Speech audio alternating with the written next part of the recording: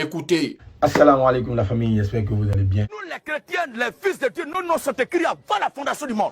Oh mon gars, tu es pressé là, quel comme toi? Ok, je t'écoute. Nous les chrétiens, les fils de Dieu, nos noms sont écrits avant la fondation du monde. D'abord, premier mensonge. Acte 11, verset 26. C'est pour la première fois en Antioche que les disciples furent appelés chrétiens. Pourquoi tu mens? Continue. Vous avez dit une fois dans une de vos vidéos, comme quoi Jésus-Christ serait Dieu. Et moi, en tant que musulman, je dis que selon la Bible et le Coran, Jésus-Christ n'est pas Dieu et il n'a jamais été Dieu. Effectivement, frère, il l'a plusieurs fois dit. Mais nous allons donner ici deux versets qui confirment que Jésus a été envoyé par Dieu et non, il est Dieu. Luc 4, verset 43, Jésus leur dit, il faut aussi que j'annonce aux autres villes la bonne nouvelle du royaume de Dieu, car c'est pour cela que j'ai été envoyé. Et aussi dans Matthieu 7, au verset 16, Jésus dit encore, ma doctrine n'est pas de moi, mais de celui qui m'a envoyé. Dans Jean, chapitre 4, verset 34, Jésus leur dit, ma nourriture, c'est de faire la volonté de celui qui m'a envoyé et d'accomplir son œuvre. Dans Jean, chapitre 17, verset 3, Jésus dit, la vie éternelle pour te connaître, toi, le seul vrai Dieu, et Jésus-Christ que tu as envoyé. La deuxième, on aurait entendu qu'on quoi, d'autres disent que le paradis du chrétien sera obtenu que seulement par sa croyance à la force moi expiatoire de Jésus-Christ à la croix, auquel moi Hugo, je ne crois pas. Frère, tu fais bien de ne pas croire cela parce que Hébreux 5 au verset 7 nous dit quoi? C'est lui qui, dans le jour de sa chair, ayant présenté avec des grands cris et avec des larmes, des prières et des supplications à celui-là même qui pouvait le sauver et ayant été exaucé à cause de sa piété. Donc Jésus n'a jamais été tué. Hebrew, chapter 5, verset 7. In the day of his flesh, Jesus, he had offered up prayer and supplication with vehement cries and tears to him who was able to save him from death. He was hurt because of his godly fear. Il y a des gens, quand ils sont en train de prêcher, vous les musulmans, vous les voyez, vous pouvez les approcher pour raconter ce que vous avez envie de raconter. Et ça, c'est votre droit. Oui, ok. Mais partout où je passe pour évangéliser, j'ai toujours dit que je refuse de faire débat avec les musulmans. J'ai dit, on t'a dit, vas-y, aujourd'hui, tu as oublié, lorsque tu lançais les défis au plateau aux musulmans, aujourd'hui, les musulmans te demandent un débat, tu refuses. Menteur. C'est pas pour d'autant cela que je vais accepter qu'un musulman vienne pour blasphémer et profaner moi ma foi. Chose que je ne ferai jamais pour les musulmans. Ok, c'est normal que tu dis que c'est un blasphème. Mais pourquoi tu as peur d'affronter les musulmans? Réponds à ces questions. Avant de rentrer dans la divinité de Jésus, puisque tu dis que tu es musulman, selon Mahomet tu parles, je vais comparer d'abord Mahomet lui-même, de par sa naissance, et Jésus sa naissance. Voilà la naissance de Jésus-Christ dans la Bible. Dans Matthieu, chapitre 1, à partir du verset 18. Voici de quelle manière arriva la naissance de Jésus-Christ. Marie, sa mère, ayant été fiancée à Joseph. Marie était déjà fiancée à Joseph, se trouva enceinte par la venue du Saint-Esprit avant qu'ils eussent habité ensemble. Avant qu'ils soient déjà ensemble, Marie était déjà enceinte. Écoutons. Joseph, son époux, qui était un homme de bien et qui ne voulait pas la diffamer, se proposa de rompre secrètement avec elle. C'est-à-dire, Joseph a voulu divorcer Marie secrètement. Il y a certaines Bibles qui sont mentionnées le mot divorce. Donc, c'est-à-dire, Marie, elle était mariée à Joseph. Écoutons dans Jean, chapitre 6, verset 42, ce que les Juifs sont dit. Et il disait, n'est-ce pas là Jésus, le fils de Joseph? C'est les Juifs qui disent. Celui dont nous connaissons le Père et la Mère, comment donc dit-il, je suis descendu du ciel? Les Juifs même, ils sont confirmés qu'ils connaissent le Père et la Mère de Jésus. C'est la raison pour laquelle dans la généalogie de Jésus-Christ, Joseph est mentionné comme le Père de Jésus-Christ. Pour prouver dans la Bible que Jésus était né sans père, sans doute, c'est impossible. C'est le Coran seulement que tu peux lire Et tu crois sans doute que Jésus est né sans père parce que Joseph n'est pas mentionné dans le Coran. Un homme qui est né par les rapports sexuels, qui est né comme moi, comme toi, et que ses parents ont saigné, ont souffert, ils ont transpiré dans le noir, et qui est né de façon cruelle et barbare. Il ne peut pas se mettre là pour prétendre être l'équivalent de quelqu'un qui est né pur sans rapport sexuel. C'est pas possible. Mon frère, si je prends votre logique, nous tous, on va rentrer à la maison. Parce qu'il est écrit dans Hébreux, chapitre 7, verset 3. Roi Melchisédek, qui n'a ni père, ni mère, ni la généalogie, ni le commencement du jour, ni la fin de vie. C'est-à-dire éternel. Si Melchisédek est le fils de Dieu, c'est-à-dire lui, il est plus aimé, il est plus grand, plus que Jésus. Parce que Jésus est né ici avec une mère. Mais selon la Bible, Melchisédek est né sans père, sans mère, sans la généalogie, ni le commencement du jour, ni la fin de vie. Mon frère, lisez bien votre Bible d'abord avant de parler. Bon, c'est cette comparaison que tu veux faire, mais tu oublies que le premier être sur cette terre, Adam, il n'avait pas de père et il n'avait pas de mère. Bon, on n'a pas fait de lui Dieu. Mais Jésus, il est né comme toi, comme moi. C'est-à-dire, ils l'ont poussé et puis il est venu. Pourquoi il n'est pas tombé du ciel? Si vraiment il est Dieu là, il ne devait pas passer par un être humain pour venir sur terre. Ah frère. Et le Coran lui-même reconnaît que Jésus est né. Il est d'un fils pur sans péché. Tu as oublié, Jean dans le Coran, c'est un enfant pur qui n'a jamais désobéi Dieu. Sur ce fondement d'abord, Mahomet est disqualifié pour s'arrêter à côté de Jésus.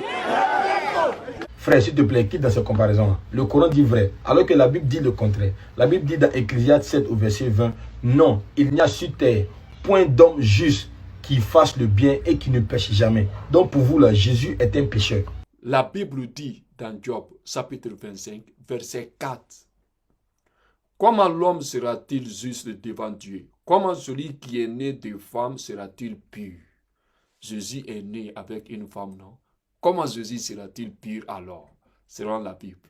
On t'écoute. Est grave. Et c'est ce même Coran qui dit encore au sujet de Mahomet qu'il lui sera pardonné ses péchés passés, présents et futurs. Mon frère, nous allons lire votre Bible dans Matthieu, chapitre 6, verset 9, 13 à 14. Mais mon point, ça se trouve au verset 12. Écoutons. Voici donc comment vous devrez prier. Jésus va nous dire comment nous devrons prier. Notre Père qui est aux cieux, que ton nom soit sanctifié, que ton royaume vienne, que ta volonté soit faite sur la terre comme au ciel. Donne-nous aujourd'hui notre pain quotidien. Pardonne-nous nos offenses, comme nous aussi nous pardonnons à ceux qui nous ont offensés. C'est la prière là que Jésus a donnée à ses disciples. C'est la même prière que Jésus priait. En disant, pardonne-nous nos offenses, comme nous aussi nous pardonnons à ceux qui nous ont offensés. Ça, c'est la prière. Ce n'est pas dit Jésus a offensé quelqu'un, mais il priait comme ça. C'est obligatoire. C'était la même prière qu'il a donnée aussi à ses disciples. Si tu dis encore ça là, que Mohamed a péché, c'est-à-dire encore Jésus a péché. Ça veut dire que c'est un pécheur comme toi, comme moi, qui a besoin d'un sauveur. Or, pour sauver, il faut être quelqu'un qui est sans péché. Mon frère, c'est Dieu seul qui est parfait. Mon frère, c'est Dieu qui rend l'homme pur. Mon frère, les prophètes de Dieu peuvent vous faire les petits erreurs. Mais les prophètes de Dieu pour pécher, comme moi, comme toi, jamais. Selon l'islam, jamais. Mais frère, le prophète Mohammed sallallahu alayhi wa sallam, il dit vrai, alors que d'après toi-même là, Jésus est un pécheur. L'air est plus que grave. Moi, on ne peut pas être en train d'être noyé, en train d'être englouti, et tu vas te mettre devant moi pour dire que c'est moi qui vais te sauver. Toi, tu es capable de me sauver? Toi qui es en train de boire l'eau sale comme moi? Mon frère, Jésus buvait quoi? Tu vas me sauver de quoi? Ok frère, je vais te poser une question. Pour toi, est-ce que Marie est une pécheresse? Pour moi, Marie est une pécheresse à qui Dieu a fait grâce. Ok, donc si Marie est une pécheresse, ce qui veut dire que Jésus lui-même là, il est rempli de péchés. Parce que dans Job 14, au verset 4, il est dit ceci. Comment d'un être souillé sortira-t-il un homme pur? il n'en peut sortir aucun. Donc si Marie est une pécheresse, Marie c'est son enfant qui est Jésus, donc Jésus aussi c'est un pécheur. Prends le Coran pour démontrer à ceux qui sont là que Mahomet est né pur et il est venu sauver les gens, il a sauvé des gens par sa vie, ou bien sa vie là est une vie pure et qui est un modèle. Mon frère, toi tu compares ton Dieu à mon prophète. Hein? Ah bon frère, c'est ce que tu veux, il n'y a pas de problème. Je vais te donner ici 3 versets seulement qui montrent que le prophète Mohammed sallallahu alayhi wa sallam, c'est le number one, le numéro 1, c'est-à-dire le meilleur exemple à suivre là, la meilleure personne à suivre pour être sauvé dans l'au-delà, c'est le prophète Mohammed alayhi wa sallam. Donc on va partir ici dans la sourate 21 au verset 107. Il est dit que quoi? Nous t'avons envoyé qu'en tant que miséricorde pour l'univers. Dans la sourate 25 au verset 56, il est dit aussi que nous t'avons envoyé comme annonciateur et avertisseur pour l'univers. Et enfin, il est dit dans la sourate 34 au verset 28 que nous t'avons envoyé qu'en tant qu'annonciateur et avertisseur pour l'humanité. Mais la plupart des gens ne le savent pas. C'est-à-dire les gens comme vous, comme ça, là, vous ne le savez pas. Donc Mohammed, c'est le meilleur exemple à suivre. Pour éviter les conflits inutiles. Parce que je sais très bien qu'il y a des choses dans le Coran. Si moi je vais mettre ma bouche dedans, mon frère qui est là, il ne sera pas content. Là, si tu dis ça, nous, ça ne nous étonne pas parce que ce n'est pas la première fois que tu vas dire des blasphèmes comme ça. Écoute, par exemple, lorsque j'étais au plateau, écoute. Allah n'est pas Dieu. Allah est un bâtard. Maman est un coupé de roue. Un imam est un assaillant. Tous les biaisés sont les chefs de camp avec leurs pantalons sautés. Voilà un peu ce que tu disais concernant les musulmans auparavant. Donc imagine si aujourd'hui, nous les musulmans, on venait et on disait que tous ceux qui suivent Gédéon, vous êtes des... Gédéon, toi-même tu es un... Comment est-ce que ça allait se passer? Mais pour vous dire que nous les musulmans, nous ne sommes pas violents. Donc aujourd'hui là, il ne faut pas fuir les débats. Viens faire les débats avec les musulmans, tu vas voir ce qu'il y a là. C'est le principe qui est là. S'il est d'accord, il vient avec le Coran. Comme lui, le Coran pour lui-même, je veux le Coran de ses propres mains. Moi, je lui donne ma Bible de mes propres mains. Lui va attester par la Bible que moi, mon Dieu là n'est pas le vrai Dieu. Et moi, je vais attester par son Coran aussi que son Dieu là n'est pas le vrai Dieu. Frère, est-ce que le Coran là, on peut le lire? Ah, non.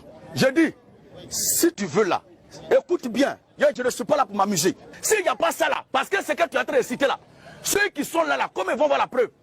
C'est pourquoi il te dit...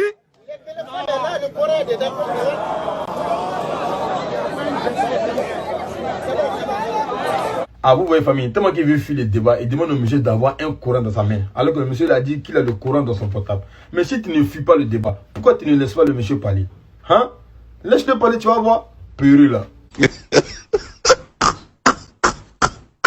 Vous pensez que c'est simple comme ça? C'est facile comme ça de se mettre là, parler du livre de la foi des gens comme ça. Quand vous me voyez là, laissez moi tranquille dans mon coin.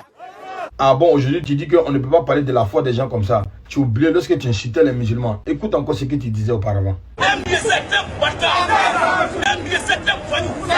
Si vous voyez qu'un voyou va pas la peine, c'est à cause de la police des musulmans.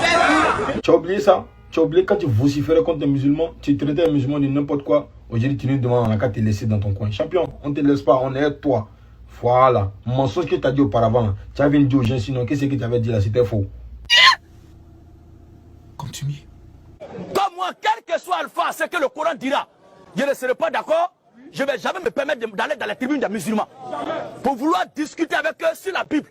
Ils disent qu'ils sont musulmans et puis moi je vais aller discuter avec eux sur la Bible. Pourquoi? Mais bien sûr frère, toi-même tu sais que si tu viens là, on te délivrer. Voilà, tu as des musulmans en bris. Mais dans ta marmaille que tu es là, tu ne veux pas quitter dedans, donc automatiquement tu ne vas jamais venir. Mais Inch'Allah, nous là, on est avec toi. Tout ce que tu vas dire là, nous on va venir démentir ça ici. Je refuse de faire la confrontation entre l'islam et le christianisme.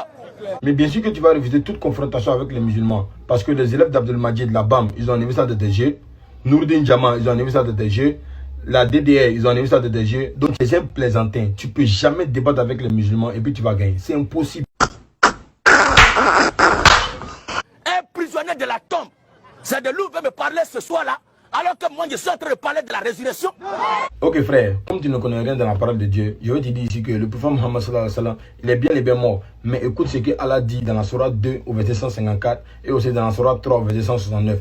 Que tous ceux qui meurent dans le sentier d'Allah, ils ne sont pas morts, mais ils sont bel et bien vivants auprès de leur Seigneur. Mais j'ai une question pour toi. Est-ce que toi tu peux adorer quelqu'un qui est né comme toi? Et moi je dis qu'il ne peut pas adorer quelqu'un qui est né comme moi. Ah oh, vous avez vu non? Salam alaikum.